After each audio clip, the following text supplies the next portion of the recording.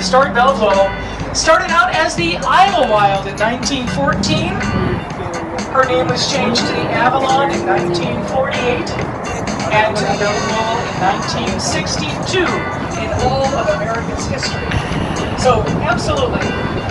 Two bridges next to each other until 1960. Hello! Hello, everybody up there on the Big Four Bridge.